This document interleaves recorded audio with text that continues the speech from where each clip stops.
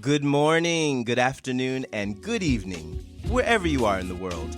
And welcome to another episode of Glass Half Full, a podcast and a safe platform where we talk with a variety of teachers, entrepreneurs, spiritualists, uplifters, givers, shakers, and serenaders. Everyone has a lesson to learn and a lesson to share. Let's use our life experiences to enrich someone's heart, mind, spirit, and soul. Through sharing our experiences, we can be a learning inspiration for one another. I'm your host, Chris Levins.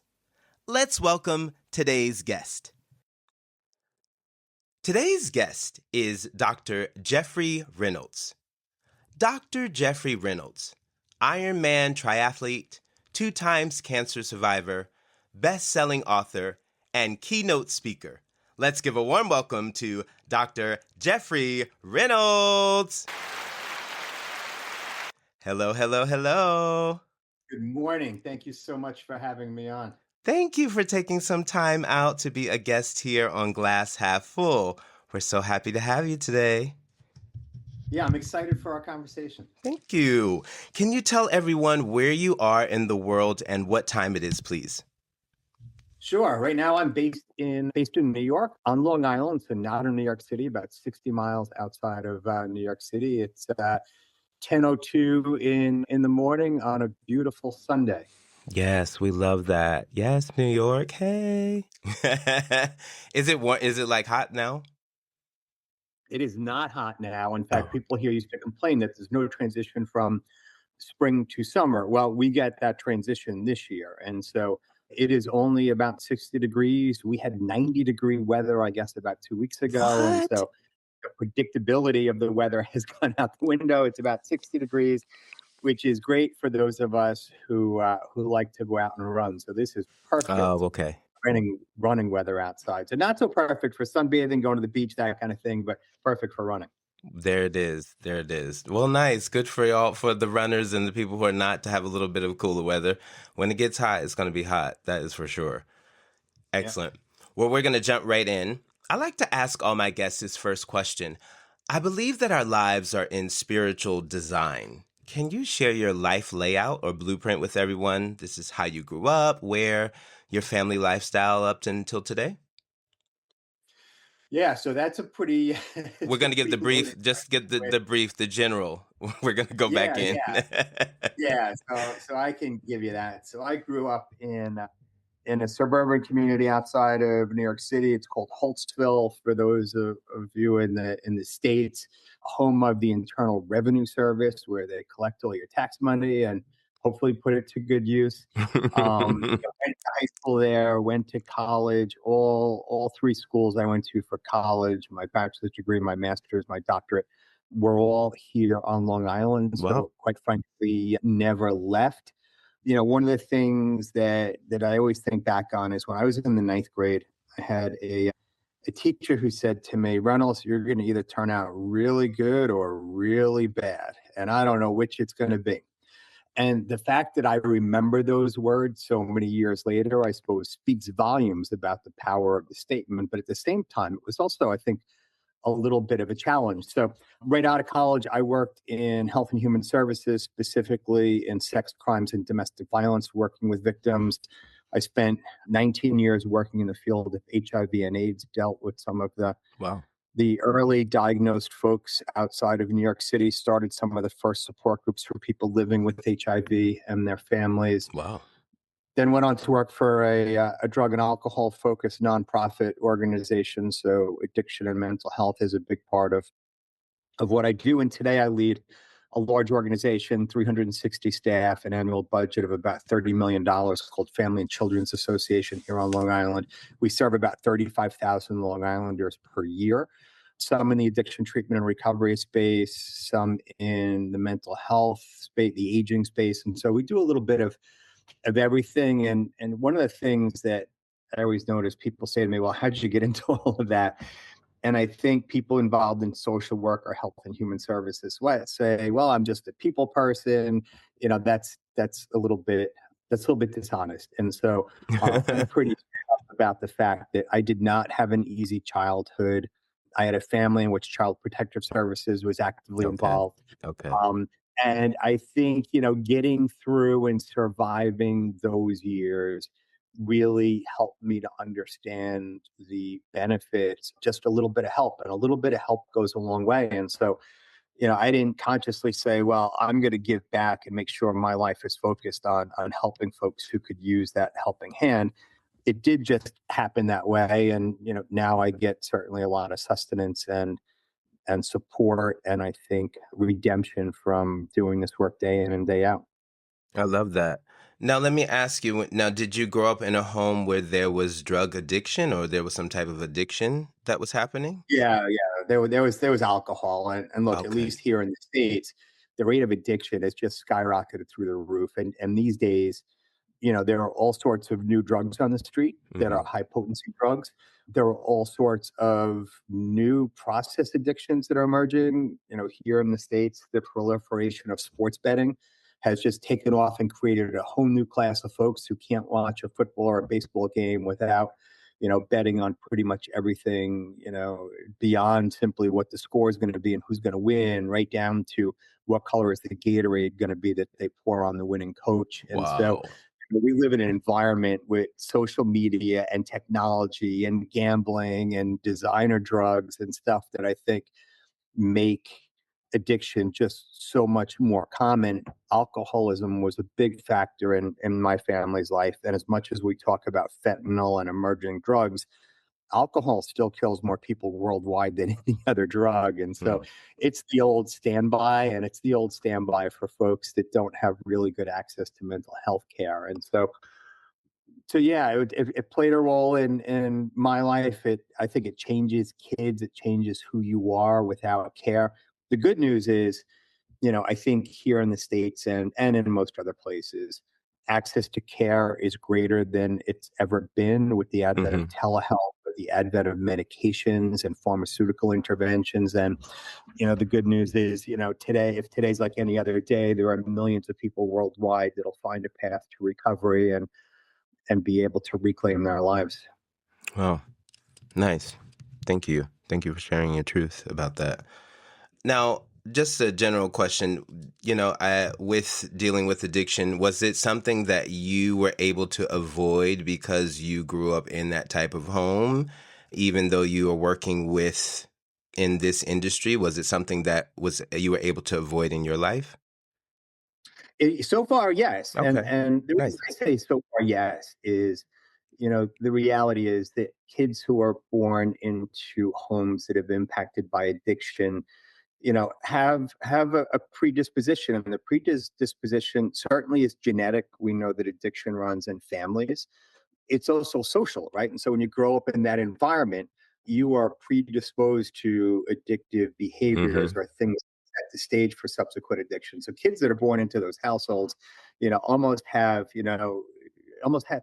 I equate it to I have three kids. One is an adult, so one is on the cusp of being an adult, and the other thinks he's an adult.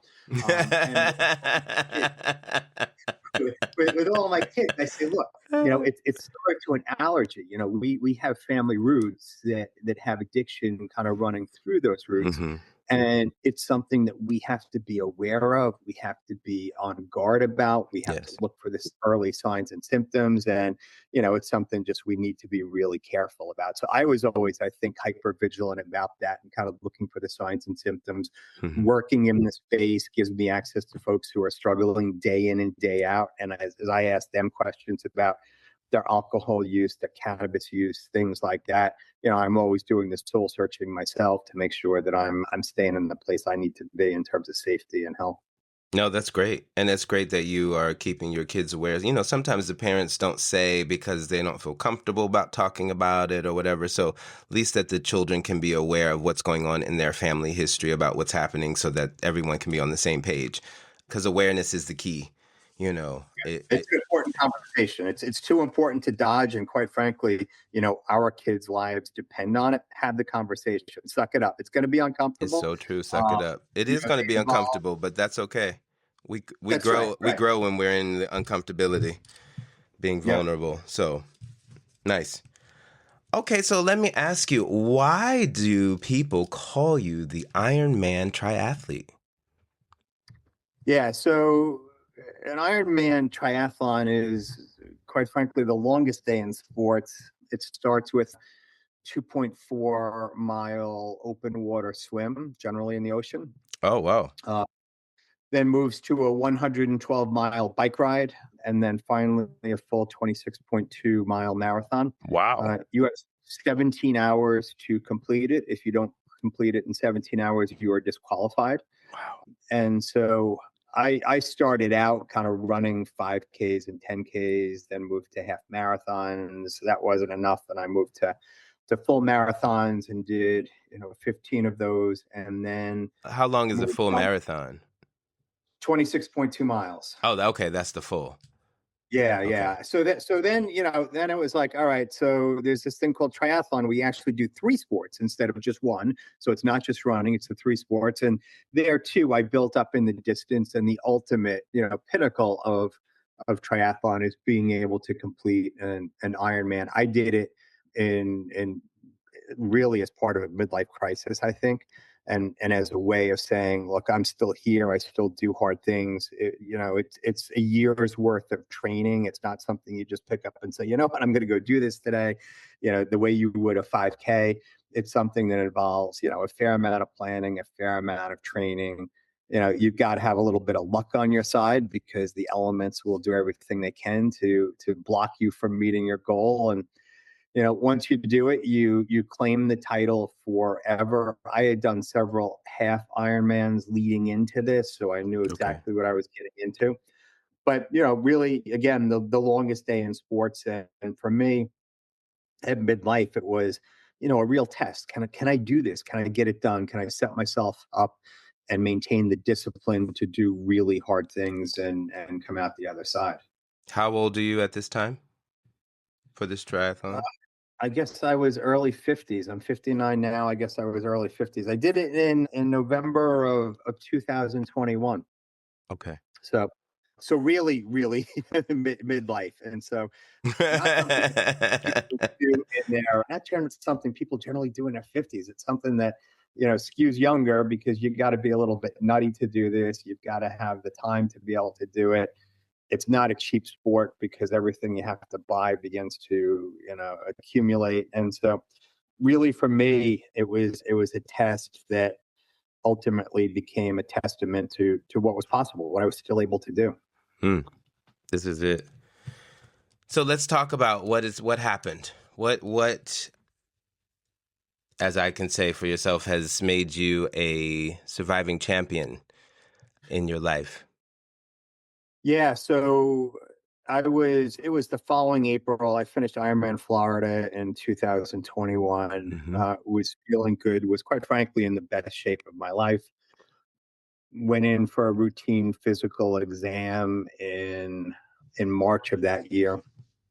Didn't really think anything of it, just as an athlete and someone who's of the age, you kind of go get checked out. You actually want a doctor to say you should be doing things like this, and then hopefully you won't die, kind of thing. Hmm. And so I get checked up pretty regularly and that kind of thing.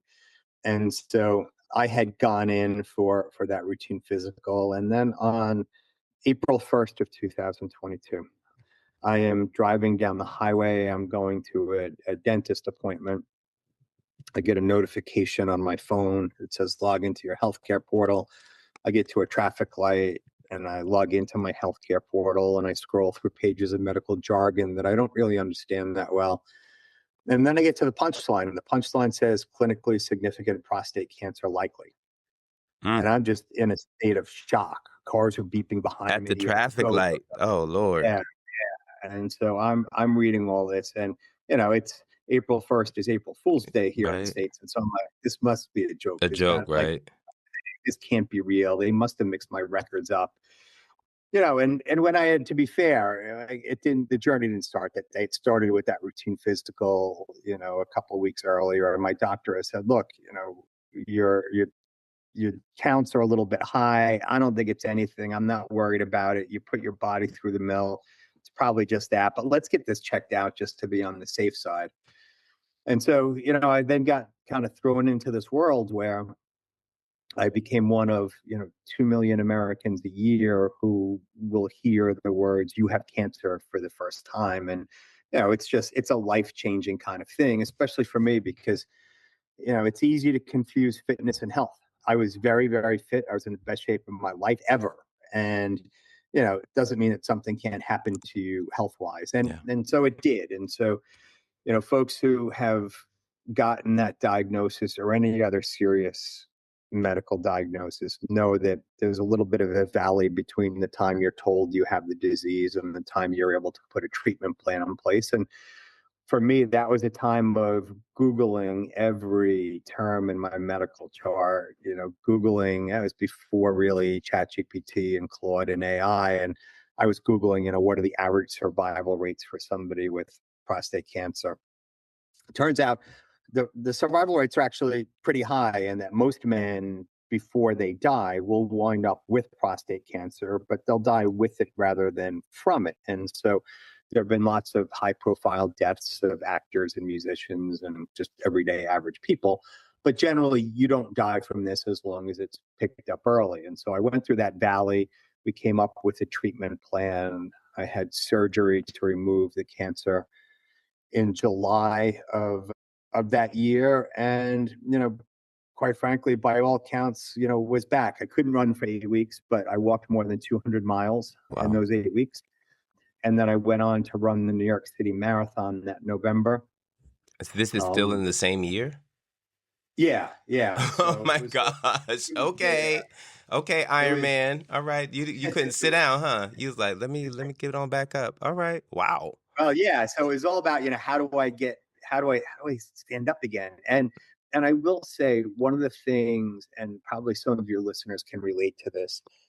For me, there's a physical benefit to endurance sports, but there's also a psychological and mental health benefit to exercise generally, and for me, endurance sports in particular. And one of the things that I learned during triathlons, even during marathons, really is you could get comfortable with being uncomfortable. And Hmm. so during those races, you notice what you're experiencing, you notice the pain, you notice kind of the argument happening between your legs and your brain, for example, and you're able to work that through and just keep going. And those are skills that work really well in life. They work great out in the road, but your ability to train yourself along those lines really tease you up to deal better with challenges that come your way. So when I signed up for Ironman, I had no idea that I was actually training for the race of my life that had nothing to do with swimming, biking, and running, and everything to do with What was gonna happen a after? serious disease. So I go run the New York City Marathon. By then, I had become an evangelist for routine screening because I had no symptoms whatsoever. I was feeling well. I was And you had feeling done perfect. chemotherapy and radiation at this time after or So no? no, so this was the first round. Okay, This so was a they surgery. just did the surgery, they removed Yeah, did everything, the and surgery, then that was it. and then like you're good, Okay. right? So I'm out there banging a drum, telling every guy I can speak to, go get checked, go get checked, go get checked. You might have no symptoms, everything might be Oh, awesome, that's but go good. get checked. Yeah, tell them. Actually did a public service announcement for a large cancer charity saying go get checked. If I'm young and this fit, it can happen to anybody, kind of thing. And I took some of my own advice, and the following year went in for a colonoscopy and just another physical to make sure I should be doing all the things I'm doing. Come out of that colonoscopy and learn that I, in twice in 14 months, had another cancer. And so I had back to back Whew. cancer diagnoses. When I woke up from that colonoscopy, the doctor told me that he had identified a large mass. That large mass turned out to be stage 3B colorectal cancer. Oh my Uh, gosh. Stage 3B is awkwardly close to stage 4. And there is no stage 5. And so then, thrown back into this whirlwind of, what do I do? How do I access care? What does this mean? And one of the things that became very, very clear is the survival rates look different for stage 3B colorectal cancer than they do for prostate cancer. And Mhm. so once again, I get this life changing diagnosis. I'm like, how could I get two cancers in 14 months? Are you kidding me? And And they're in the same area, but they're not related, or are they yeah, related? that's exactly right. They are in the same area. They're both below the belt, but they're not connected. They're not related. There's been a lot of studies to say, is there a connection between these two Yeah. things? And all of the available data and science says there's just not. And I will say, I pushed my oncology team quite a bit to say, guys, like, we have to get to the bottom of this. Like, how did this happen? I went for extensive genetic testing to ensure that there wasn't kind of a busted DNA bracket or something that was Hmm. driving all of this. And, all my genetics came back fine, thankfully, for my children's sake. Everything was good. But, they chalked it up and said, bad luck. We don't know what else to tell you. And so, in that instance, I did have chemo and radiation. I am still part of a clinical trial. I had 27 rounds of radiation, 35 rounds of chemo. And, the punchline is I've got 2 years where they found no evidence of disease. They don't use the term remission anymore. They're a lot more guarded about it and say we see no evidence of disease right now. But, for 2 years, I have been in the clear. So right now, Wow, here today, it's like the that's great. treatment was.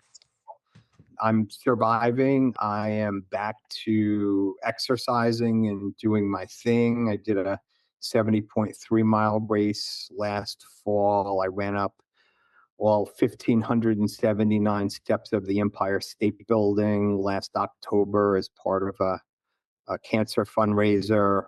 I'm back out racing this year. I'm doing the New York City Marathon this year. And so, I'm back to living my life. Hmm. One of the things that kind of fools people is doctors now use that term, no evidence of disease, NED. And it's really a misnomer because cancer and the treatment that goes along with it comes with a lot of lasting evidence. And so whether it's the side effects of chemo and radiation, of which there are many, and they still linger 2 years out, Hmm. but there's also a whole lot of good things, right? And so, you know, cancer teaches you a boatload of gratitude, right? I'm grateful to be here. I'm grateful to be able to do all the things that I'm able to do. It changes your relationship with the people around I'm you, sure. changes the way you view yourself. It changes your relationship with your higher power, however you decide to define that. But Hmm. something like this forces you to define that very, very clearly.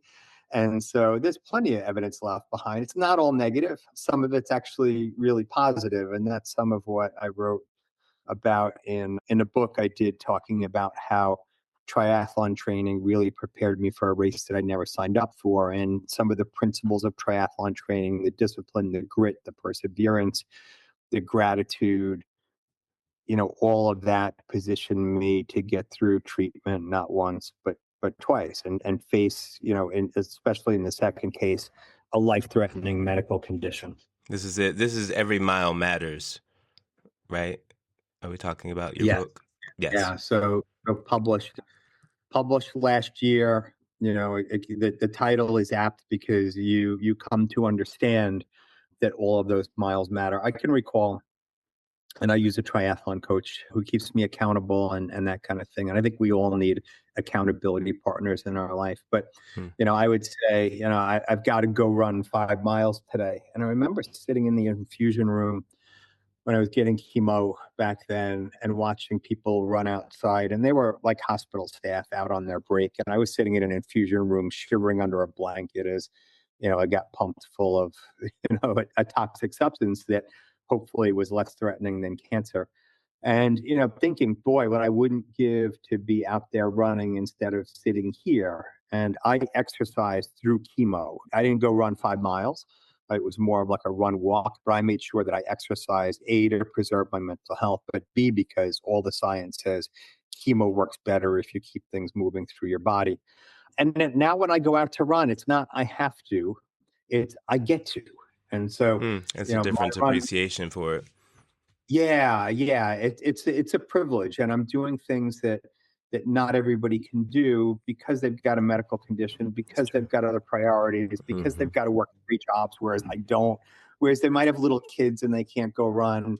as soon as we wrap up here today, I'm going out to run for 90 minutes. And it's really a privilege to be able to do that. And so, it really changed my outlook on the things I get to do. So many people walk around, I think, saying, "Oh, I've got to clean my house today. I've got to go to work. I've got to do this. I've got to do that. I've got to go to my kid's game." Let me tell you, there's a lot of people who would kill to have their own home or kill to have a great job where they needed to show up to every day and have that kind of True. purpose and meaning. There's lots of folks who are dying to have children and would kill for that opportunity. And so lots of things that we complain about are things that other people are pretty envious of and would love that same opportunity. And cancer just reframed a lot of those things for me. I love that. I love that. I want to ask you, many people see athletes as physically strong, but your story highlights emotional endurance. How do you define true strength today?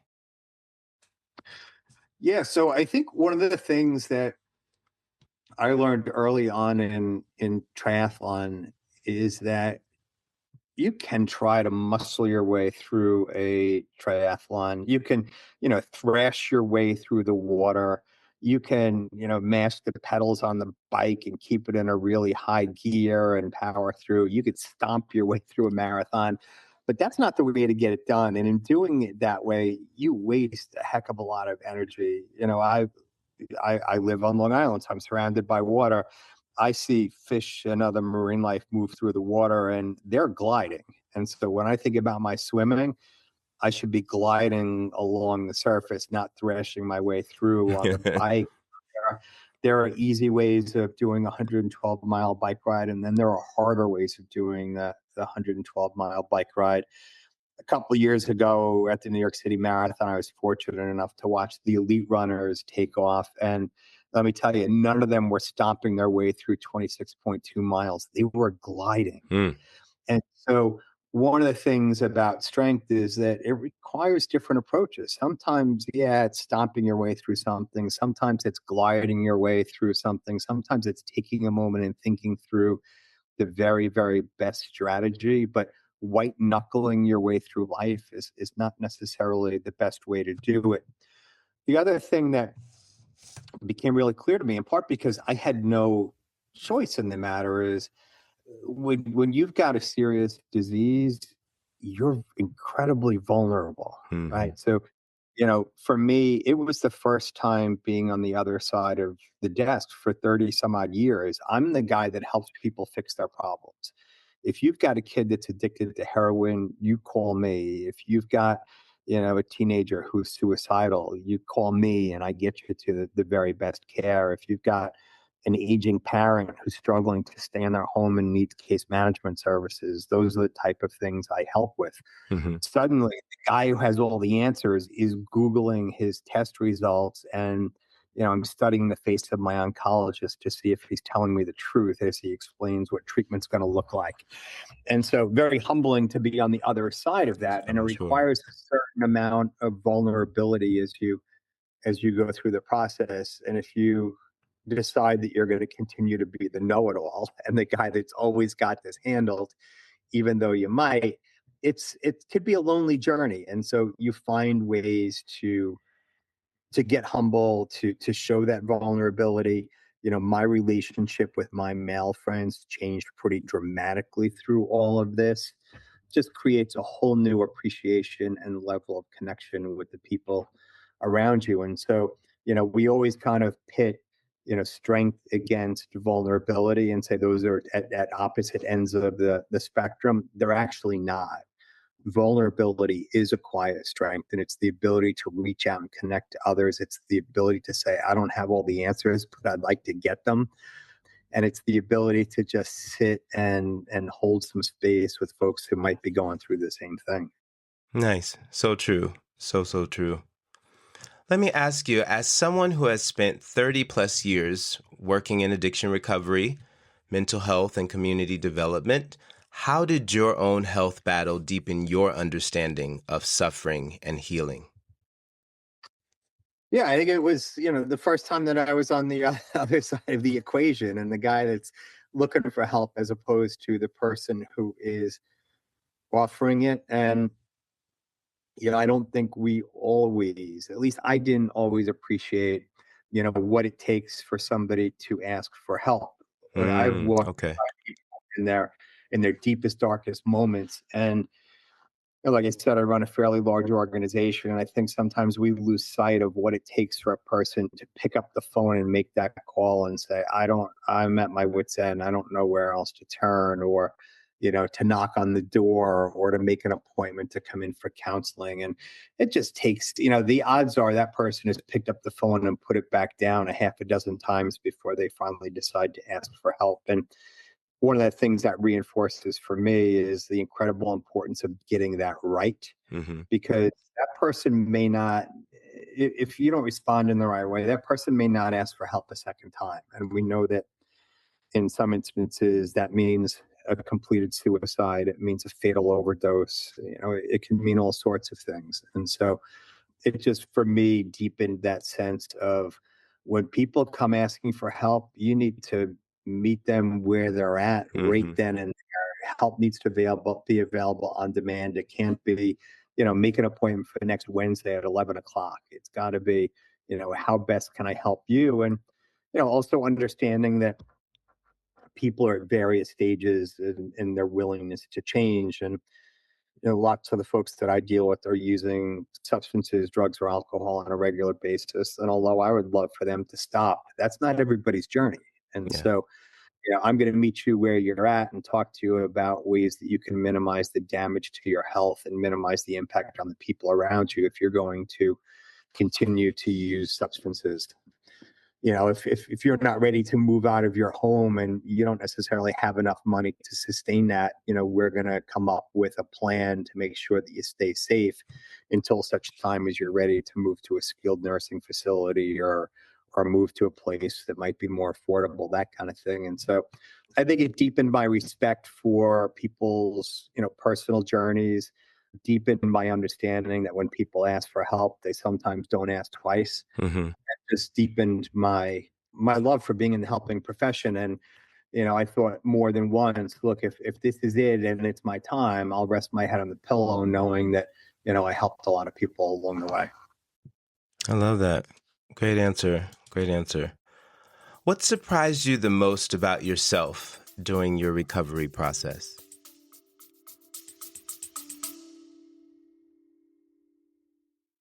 Let's hear a word from one of our sponsors, Body and Voice Studios. Want to improve your singing, strengthen your vocal projection, or refine your diction?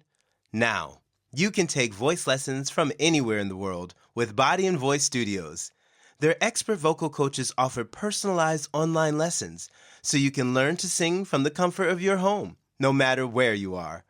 Whether you're a beginner or an experienced singer, they'll give you the tools and understanding you need to use your voice with confidence. Mention Glass Half Full Podcast and receive 10% off your first trial lesson online.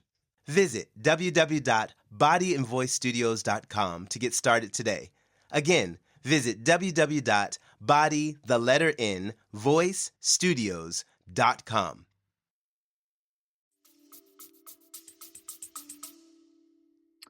I feel like I had a lot of things worked out in my mind.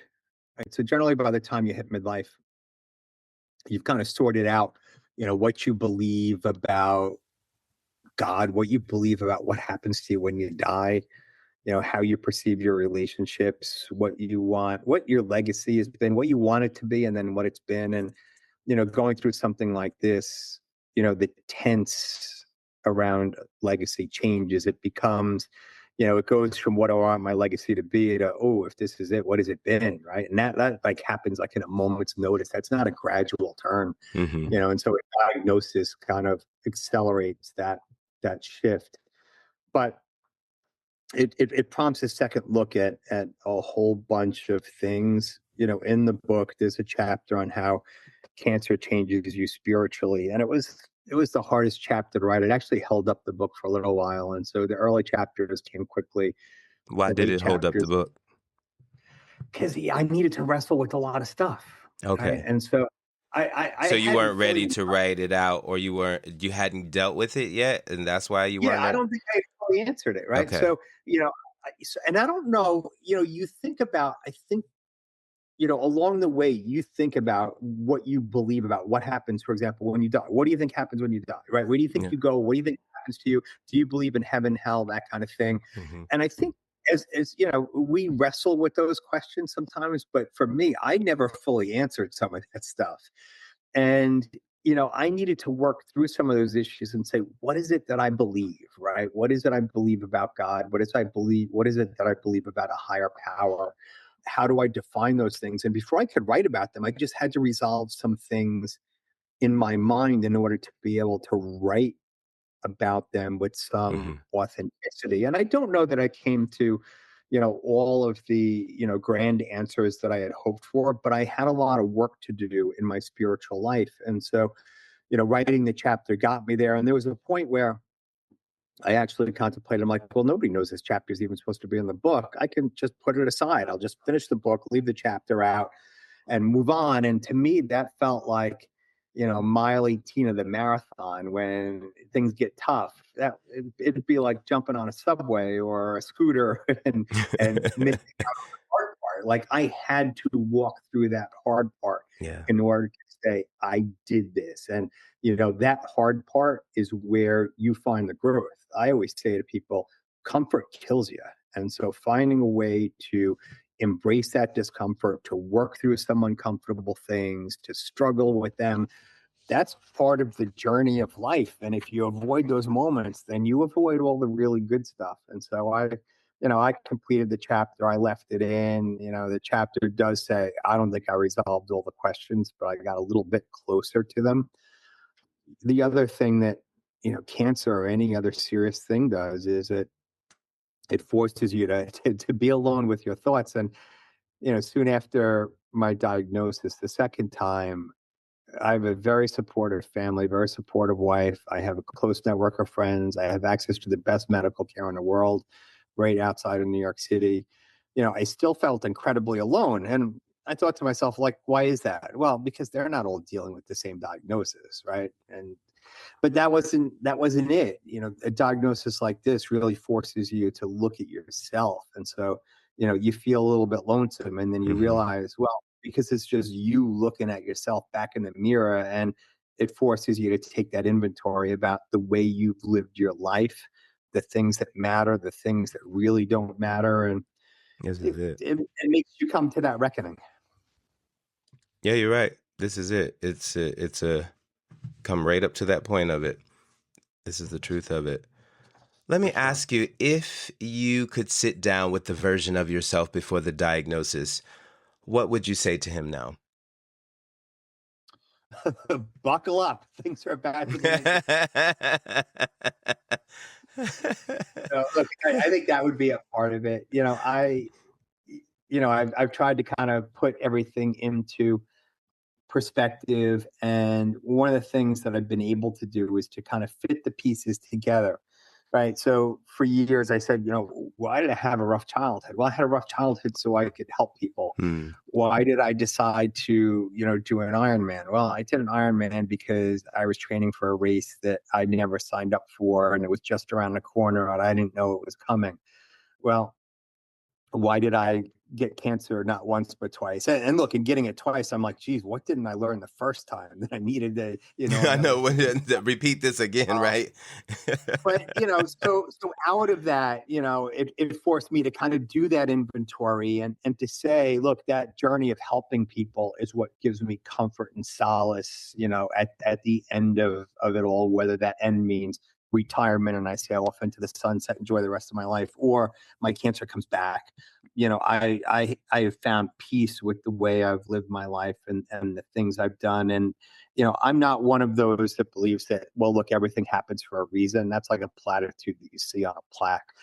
But I have been able to kind of make sense of, the things that have happened into my life and understand how they all fit together, right up to and including, my diagnosis formed a new identity for me as a cancer survivor who Hmm. now helps other cancer survivors and people who are going through treatment. I always knew that I had a book inside me. I wouldn't have written a book if I didn't get hit with cancer twice. Heck, you and I wouldn't be talking today if it wasn't Hmm. for my cancer diagnosis. So True. I Yeah. look back at all of it and say, this is part of the journey, an important part of the journey, and the challenging parts of the journey are as important as the easier parts of the journey, if not more so. Did like going through this experience, did it change the advice that you now give to others about hope and resilience? A little bit, I always had that bounce back mentality Oh, or okay. bounce forward mentality. So Hmm. yeah, I think it deepened it a little bit.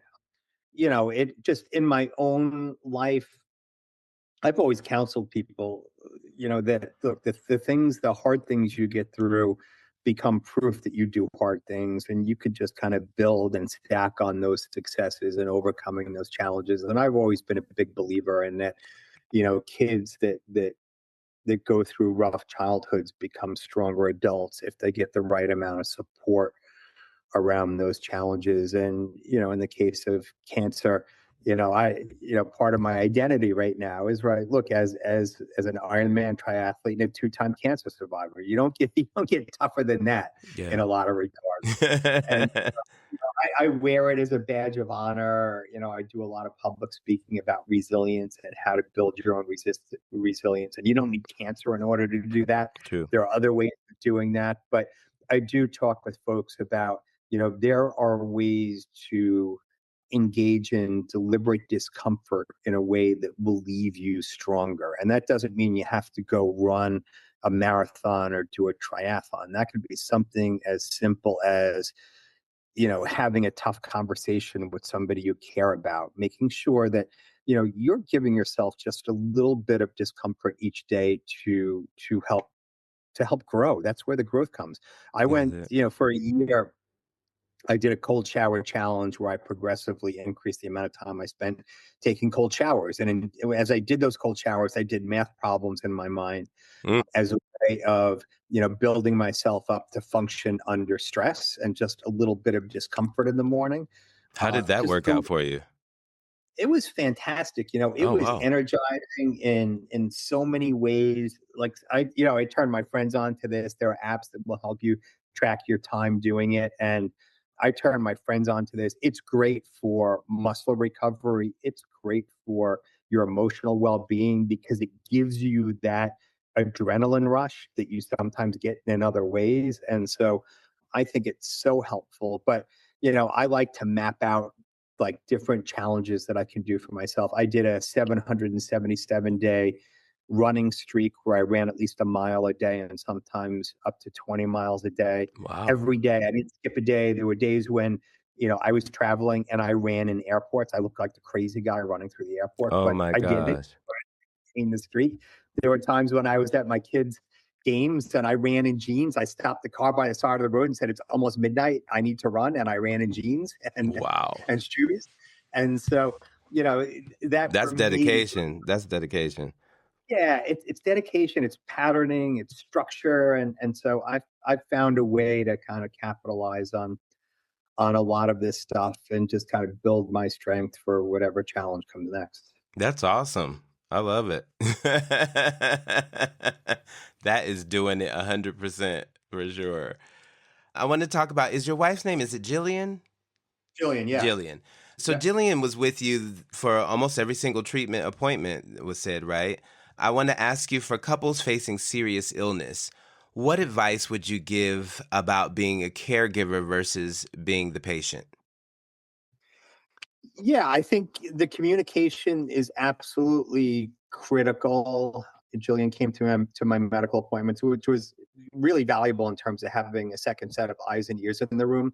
There were times when I would come home and say, "Well, he said this," and she would say, "He actually didn't. Oh, He said something completely different."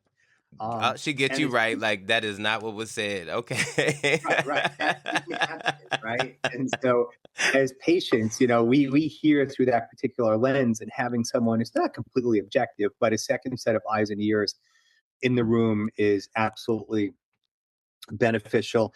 It's also, just, any kind of diagnosis is incredibly isolating. And so your ability to talk with your partner I was very keyed into, well, she's going through stuff too, right? This is not only my journey. I This was about to affects other say people. she's dealing, yes, because Yeah, yeah, she's and caregiving, really affects her as well. And so, all of those fears, and including the second time, taking to right? the My appointments. fear of, Yeah. is this it? Am I going to check out? When I was diagnosed with prostate cancer, we were dating like 6 months. Oh And I wow. said to her, look, you didn't sign up for this. And so if you need to tap out, I completely understand. Oh, Get it. And nice there'll that be you no said that to feeling. her. Nice. Yeah. She's like, absolutely not. I'm not going anywhere. Wow, nice. So, we got through that. And then the second time around, I wasn't offering to let her tap out. And, we got married in the middle of all of this. During the Um, second time you got married? yes. Yeah. Okay. And so we managed to sustain this and managed to get through it. But I think the communication was key. Mhm. When I was feeling down, when she was feeling down, we made sure that we were communicating. There were no secrets about kind of what I was going through and how I was managing it. And, really we did it together. I don't think that's always the way it works. There are people who I know, men who've been diagnosed with prostate cancer, and they wait months to tell their spouse or their partner. Oh, And that's not healthy, right? So that kind of yeah, stuff, because that you're kind of holding it in by yourself. That's a lot. yeah, it's a lot to carry. And so, it deepened our relationship. And I'd say, my relationships across the board, I do, encourage caregivers to take the time they need to process all of this with another person. Hmm. It's not easy being the caregiver. It's not easy being the patient, right? And so our moods go up and down. There's easy days, there's light days. I dealt with my treatment, really with the sense of humor. I was like the guy on the, on the chemo unit that made the jokes with the nurses and that kind of thing. But, they understand, and pretty much anybody understands that you use a variety of mechanisms to get through what you're going through. And sometimes that's humor and denial, and sometimes it's other stuff, but generally it's not a straight line. That patients have their ups and downs, and so do caregivers. And ensuring that people who are walking the journey with a loved one have the appropriate support, access to information, that kind of thing, included as part of the care if they want to be, is absolutely critical. But I think this is actually harder on caregivers than it is on the patient. Just I think caregivers struggle with a helplessness that we as patients don't necessarily feel in the same way. Mm. I never thought about that. I thought about that. Wow. I mean, hey, she might be able to write a book too. I'm sure she's got a whole nother side of a story that, I might be the second book. Every mile Yeah, matters too. Every that's second mile right. matter. That's right. Yeah, For yeah. sure. Have you, I mean, as well as with your family, and you said you have children, how were they with all of this? Were they resilient as well? Were they able to, put a positive foot forward as well that was happening for during this time? Yeah, I wouldn't say a positive foot forward. I would say they navigated it very Because they well. would have been younger. You said an adult and then a younger, like so they Yeah, would yeah. have My been, so my younger kids had a hard time with this. I think, I didn't tell them anything until I had a plan in place, because I okay. didn't want to go and say, hey, dad has cancer, or dad has cancer again, without having a very, very concrete plan rolling. And so I was very intentional about the timing, very open about, questions they asked, and that kind of thing.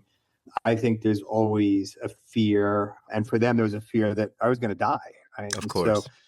I needed to be able to answer those questions, as clearly and as honestly and openly as I could, because kids look for signs that you're not telling the truth, and they pick up on that in a heartbeat. So I was very Hmm. open with my kids when, they said, "Are you going to die?" Well, we're all going to die someday. I don't think today is my day. I have access to the best medical care, and I was diagnosed early, and we have a treatment plan, and I will keep you in the loop as we move forward with this. But I think the timing was important.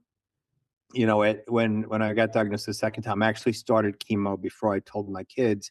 My daughter had a birthday. We went to an amusement park.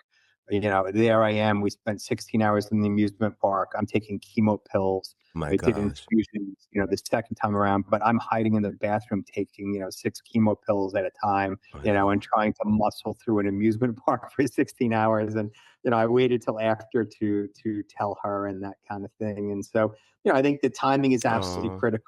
Transparency is absolutely important. Involving them and engaging them, in the care is all part of it. And so we navigated it, really well. And it's awesome to be able to share good news and say, I'm in the clear, right? And so Mhm. the treatment worked. Not everybody gets that privilege, but for me, or that gift, and for me, I'm able to say that the treatment worked. And I will say, I go now for quarterly scans and testing, to find out, just to keep an eye on things, and then also as part of this clinical trial. And so, it takes like 2 days worth of testing. And so they know when I'm going through the testing process.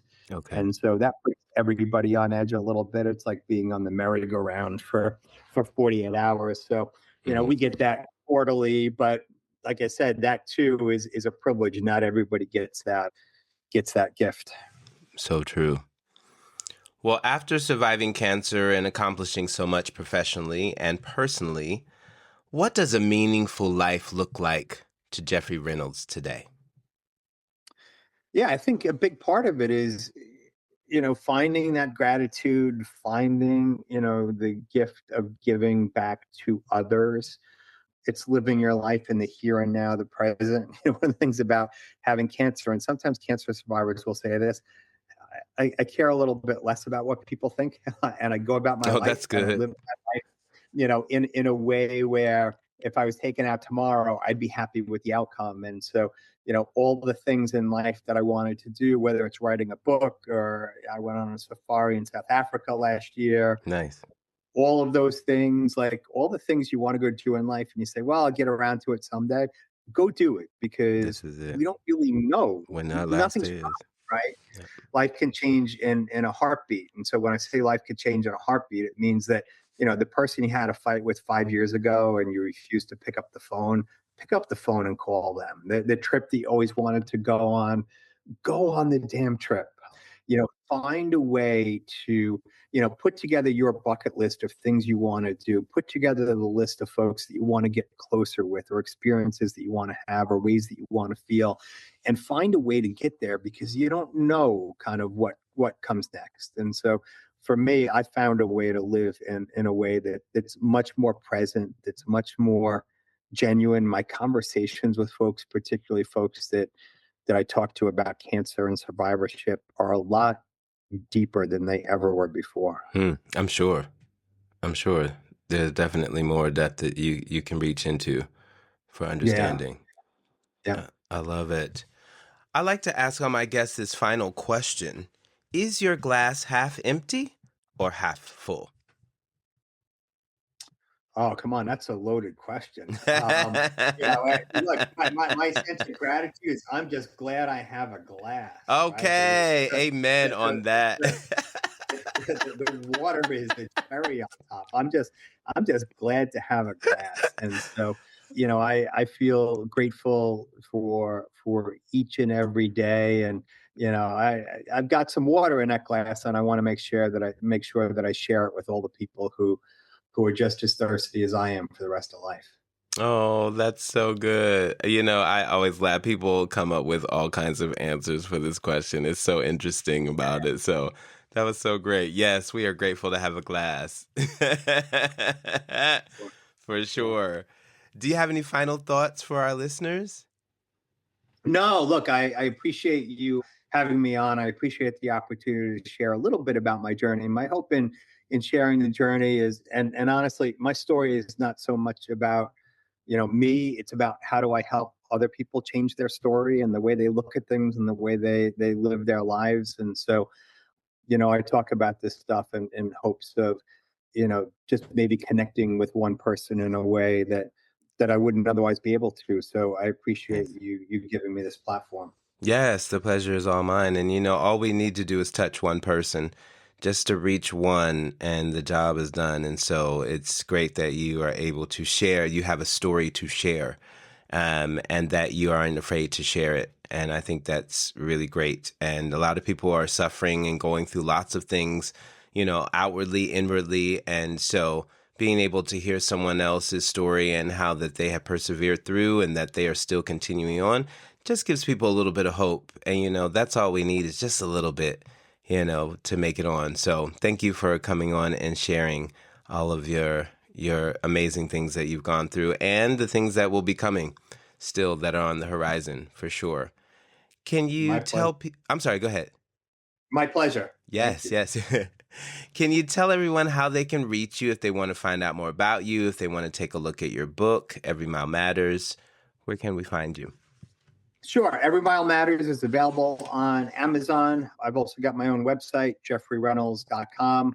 Book has a website, everymilematters.com, and I'm up on all the socials. Even as a 59-year-old guy, you can even find me on TikTok. And so Okay. Hey. TikTok, I'm not YouTube, even on Facebook. TikTok, so go ahead on, Jeff. I'm on all the socials, usually at Dr. Jeffrey Reynolds. And all of this will be underneath the information for the podcast, so that way it's there just a click away, so no one has to feel like we know no one's writing things down today, so all your information will be there so that they can find it easily for sure. Thank you so much for being a guest here on Glass Half Full. We're so glad that we had you today. Thanks so much for having me. I really appreciate it. You are very welcome. Have a great morning and a great day ahead. Great, you too. Thank you. We'll talk to you real soon. Bye-bye. Hello, listeners of Glass Half Full. Thank you for tuning in to another inspiring episode of our podcast.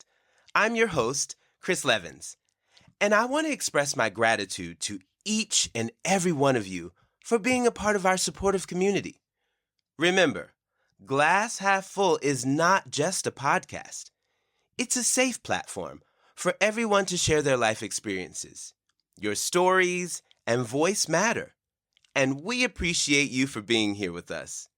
If you enjoyed today's episode and want to stay updated with our future content, please subscribe, follow, and rate our podcast on Apple Music, Spotify, and YouTube.